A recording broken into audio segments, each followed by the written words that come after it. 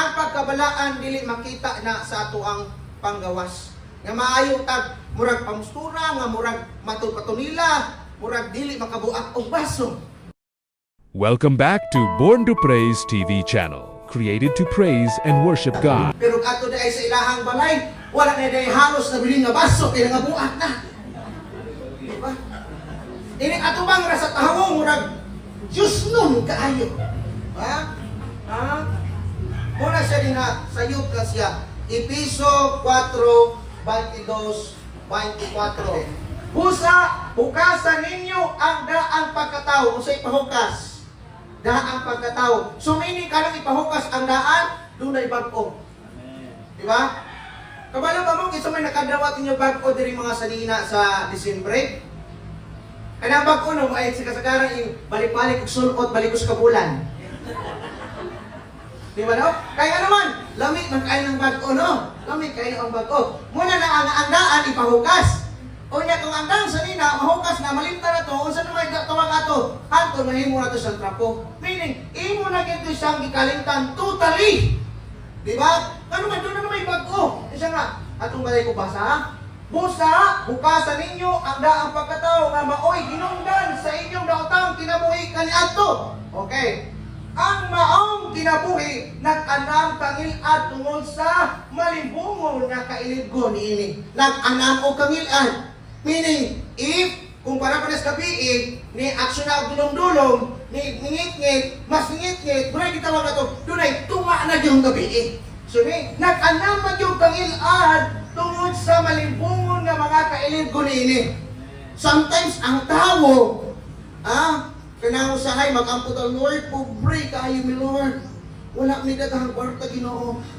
Padatuan mi bisag kadyot ra.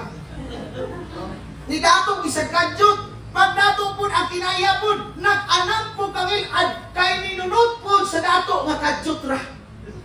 Amen. Sakto dili, sakto. Sakto. Ako na lang yung tubag, sige na magkatawa. Yan ho pag-ibig. Kinahanglan, bag-ohon ngayon ninyo ang inyong mga kasing-kasing o guna-guna. Diba? Kung sa may bag-ohon, ang kasing-kasing. Ang kasing-kasing ang itudlo o lungan. Ang kasing-kasing o ang guna-guna. Diba? So, kinahanglan mo ni atong bag-ohon. Kanang pagbag-o, kinahanglan, dili na siya makuha sa imuhang pagpaningkamot ang pagbag-o. Ang kabag-uhan, ang Diyos mooy nagpamuhat-ana. Kung naananimo ng kabag-uhan, kanunay kang nag-desire na ikaw, kanunay ibag-os Ginoo. Unya ka nang pagpaningkamot, by-product na sa imong gitinguha. Amen? By-product, that is by-product. So karon, ano na ta sa number 1? Mura naman ito gani ako. Buhay ka, number 1 pa niya. Number 1. Okay. Our first problem is that our attitude towards sin is more self-centered than God-centered. What does it mean? Okay. Kaning usay atong kaugalingon. Self-centered ka sa ato ang sala. Okay. We are more concerned about our own victory over than we are about the fact that our sin grieved the heart of God.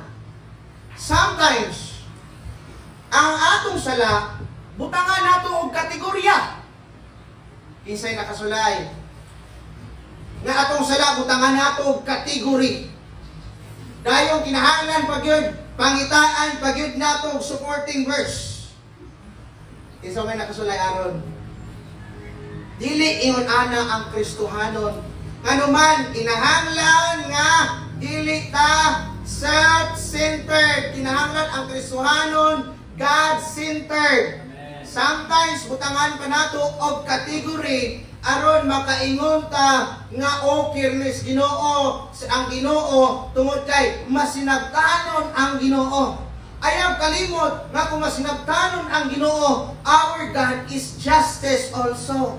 Di ba? Just would si Lord na kinahanglan og doon natay mahimo nga dili pleasing sa iya. You need to suffer the consequences so that you will remain humble before the Lord. Amen? Kaya basi gusto nato, ganahan natang mutupong sa Ginoo. Di ba? Ganahan natang mutupong sa Ginoo. When the man committed sin in the garden, ano man, nakahimkabalo na siya what is good and what is bad. So muna usahay, pangitaan nato nga ang ato ang binuhatan, ma-pleasing na sa Ginoo. Sometimes, early in the morning, makaingon ka nga, Lord, dili pa kong mata Ginoo, tungod kay gibati o tulugbog na mugod kayo. But you need to, Christian, we need to wake up and to pray. But most of us, we need to wake up and get our cell phone and to read the messages and to check our Facebook. Diba? That's most of us. But Christians, kinahanglan nga mu-wake up ka. It is, God knows your situation. Kung pananglitan nga ang tao na naibalatian, unya dili pa siya kabakon, God knows your situation because our God is merciful God. Pero it's not about na kung pananglitan okay ra imong lawas, unya pananglitan matulog ra ka, meaning imong gigratify ang ikinahanglan sa imong lawas, that is sin before the Lord. Sometimes mingon ka, nga dili na kumukahaw nami, tungod kay diabetes ko, pero daghan kang istak sunod sa rare. You are gratifying the craving of your flesh. That is sin before the Lord. Amen? Diba? Ano man, nag-ingon ka nga dili na, pero nag-imbak ka dito para isustain sa dili na. That is sin. Diba? Ano man, bisan gamay ra na, panalitan mo ka nga, mag-diet sa koron. Tungod kay, nitaas na ako ang timbang. Mag-diet na koron. Pero sa panahon na doon ay pagkaon, sunod adlaw na lang ko mag-diet. You are gratifying the craving of your flesh. Diba? Wala kay mo naging wala na diya ang integrity. Integrity, word of honor. Nawala din ha.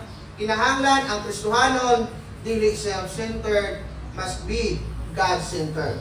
Ngira, God wants to walk in obedience at victory. Obedience is oriented towards God. Amen? Our obedience, kung nag-iingon nila, is oriented towards God. Meaning, you know, nakabalo ka sa sugo sa Ginoo. When Samuel was called by God, kung sa naging Samuel, yes, Lord, here I am. When the prophets was called by God, kung sa may ang giriplan nila, here I am. Diba? Meaning, your availability before the Lord is your obedience to Him. Is your obedience to Him. Kinahanglan natay obedience sa Ginoo. Obedience is oriented towards God. Victory is oriented towards selves. Diba? Kanang ingon nila nga, victory is oriented towards self. Ano man, nahimot ang oriented tungod kay gana sa atong kaugalingon, tungod kay ganahan ta nga kahimong i-boss nato ang ato ang success. Ganahan ta nga atong i-boss ang ato ang mga kaugalingon. Next, as we have this saying, victory is a byproduct of obedience. Diba? If you want victory sa imong kinabuhi, kinahanglan obedient ta nga na sa Ginoo. Amen? Kung ganahan ka kadaogan sa imong kinabuhi, kinahanglan obedient ka nga na sa Ginoo. Dili gani ka obedient ato pa sa Ginoo pag panahon dunay problema mo ka, Ginoon, naunsa na pud ni. Diba? Usahay may ingon na, nakasulay mo ana wala. Pero ako nakasulay ko. The prayer of my wife, tingnan gina kong wife, God, you know our heart's desire. Sa panahon nga, may problema, gaangko ako ang wife sa kuha, God, you know our heart's desire. Ano man, muna gingon niya, that prayer is totally submissive. Kanang nisubmit ka sa authority sa Ginoo. Nisubmit ka sa soberanya sa Diyos. Diba? That kind of prayer.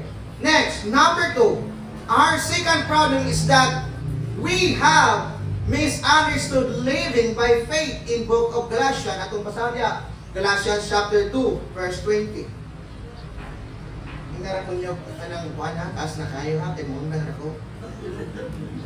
Okay. Galatians chapter 2, verse 20.